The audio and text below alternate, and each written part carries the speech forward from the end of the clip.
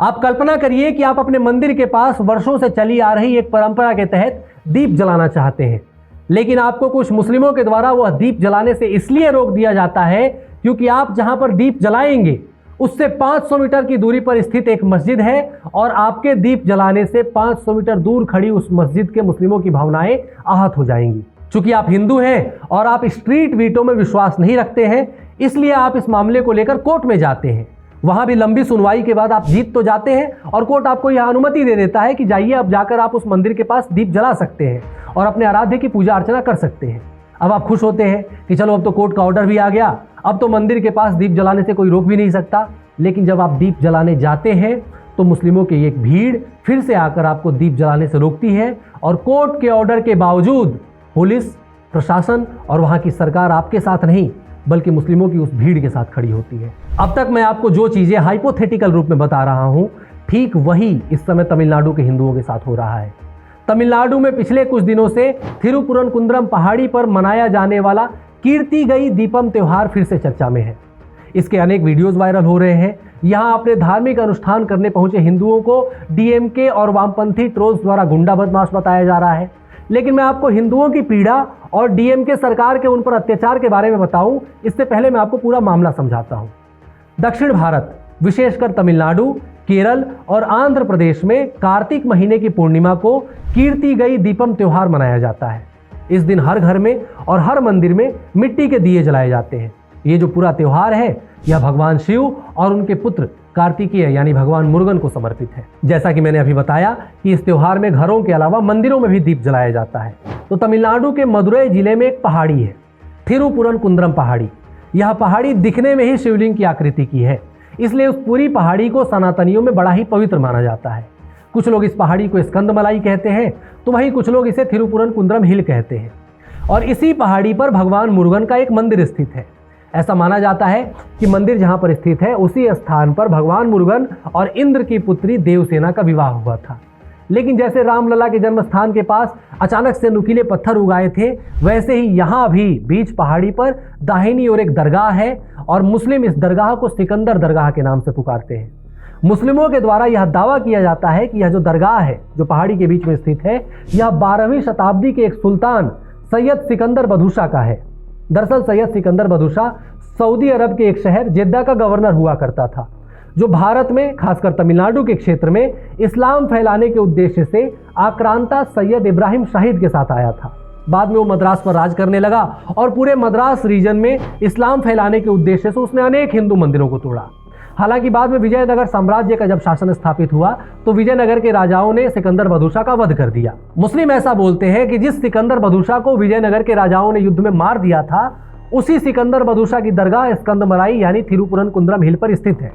और इसी दावे के आधार पर मुस्लिम उस पूरी पहाड़ी पर अपना दावा ठोकते हैं, उस पूरी पहाड़ी को अपना बोलते हैं। हालांकि इसमें एक ट्विस्ट यह है कि तमिलनाडु सरकार के पर्यटन मंत्रालय की जो ऑफिशियल वेबसाइट है उसके अनुसार सिकंदर बदुशा की दरगाह थिरुपुरनकुंद्रम पहाड़ी पर नहीं बल्कि गोरीपलायम में स्थित है, जो उस पहाड़ी से कई किलोमीटर दूर है। तो पहला तो यह दावा फर्जी है, लेकिन यह उसी तरह की मेंटेलिटी है कि कहीं जमीन घेर कर कोई दरगाह बना दो और बाद में उस पूरी जमीन पर कब्जा कर लो, उस पूरी जमीन पर अपना दावा ठोक दो। इसी मेंटेलिटी के तहत मुस्लिमों द्वारा उस पूरी थिरुपुरनकुंद्रम पहाड़ी को अपना बताया जा रहा है।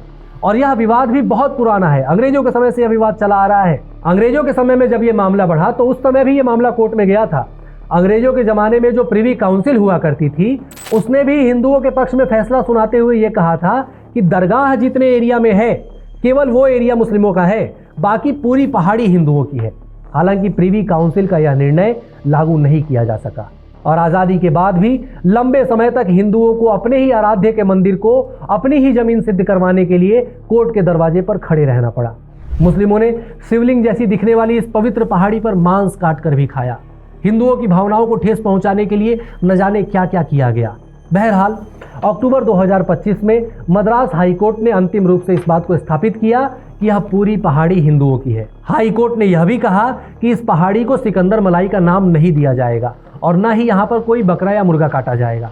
साथ ही हाईकोर्ट ने मुस्लिमों को यहाँ नमाज पढ़ने पर भी कई तरह की शर्तें लगा दी। इसके अलावा आर्कियोलॉजिकल सर्वे ऑफ इंडिया को भी इस मामले में सर्वे करने के लिए कहा गया। तो जब कोर्ट से भी यह फैसला आ गया कि यह पहाड़ी हिंदुओं की है, तो हिंदुओं को जब ये पहाड़ी मिल गई, ऊपर से यह पहाड़ी भी शिवलिंग जैसी आकृति की है, तो इतनी पवित्र पहाड़ी पर हिंदू तो दीप जलाएंगे ही। जाहिर सी बात है, इसमें किसी को समस्या नहीं होनी चाहिए, लेकिन समस्या हुई। हिंदुओं के अस्तित्व मात्र से ही जिस मजहबी विचारधारा को समस्या है, वह भला हिंदुओं के दीप जलाने को कैसे बर्दाश्त कर सकती है। मुस्लिमों ने इस बात पर विवाद खड़ा किया कि यदि पहाड़ी के दीप स्तंभ पर दीप जलाया गया तो पहाड़ी पर स्थित दरगाह और मुस्लिमों के अधिकार प्रभावित होंगे। अब यह बात बिल्कुल समझ से परे है कि यदि कहीं पर कोई दीप जल रहा है तो उससे 500 मीटर दूर, 600 मीटर दूर स्थित किसी दरगाह को कैसे नुकसान पहुंच सकता है। लेकिन इस तरह की समझ सिर्फ आप और मेरे जैसे हिंदू कर सकते हैं। जो लोग गजवाए हिंद के विचार के साथ काम कर रहे हैं, वो लोग आज भी इस पहाड़ी को मुस्लिमों की जमीन मानते हैं। कोर्ट का ऑर्डर उनके लिए कोई मायने नहीं रखता। बहरहाल, दीप जलाने का मुद्दा जब आगे बढ़ा तो हिंदू पक्ष अपनी ही पहाड़ी पर दीप जलाने के लिए फिर से कोर्ट पहुंचा, क्योंकि आपको तो पता है हम भीड़ तंत्र वाले लोग नहीं हैं।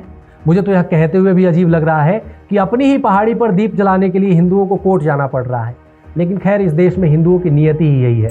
जब मद्रास हाईकोर्ट में मामला पहुंचा तो मद्रास हाईकोर्ट ने एक बार फिर से फैसला हिंदुओं के पक्ष में सुनाया। कोर्ट ने यह कहा कि तिरुपुरन कुंद्रम पहाड़ी पर स्थित जो दीप स्तंभ है, उस पर कीर्ति गई दीपम जलाने से पास की दरगाह या मुस्लिम समुदाय के अधिकारों पर किसी तरह का कोई प्रभाव नहीं पड़ेगा।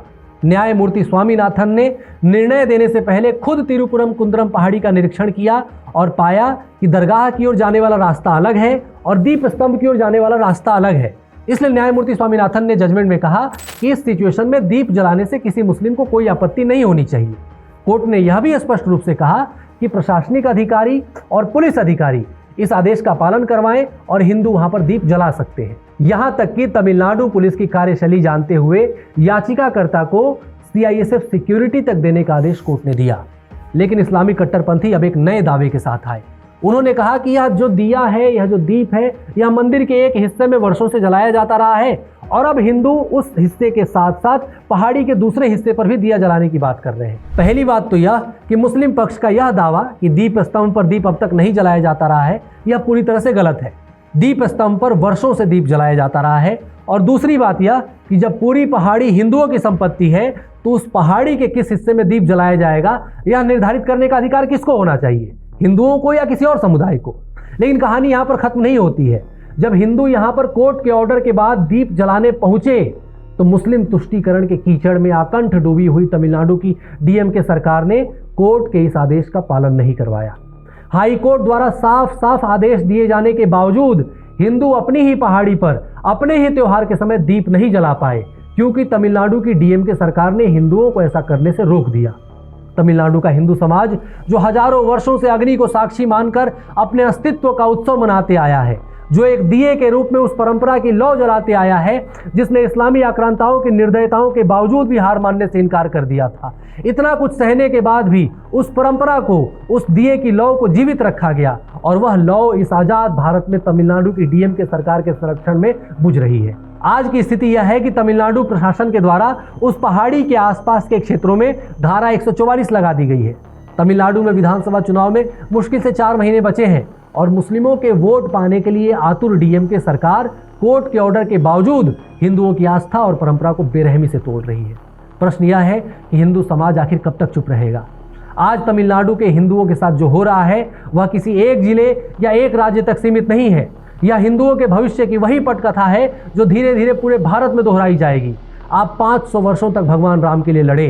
पहले तो जन्मभूमि के अस्तित्व को नकारा गया, फिर भगवान राम के अस्तित्व को नकारा गया, उसके बाद अपने टेंट में अपने ही भगवान की पूजा की। अब मंदिर बन तो गया है, लेकिन आज भी काशी, मथुरा और न जाने ऐसे कितने मंदिर हैं जहां हिंदू समाज पूजा तक नहीं कर पाता।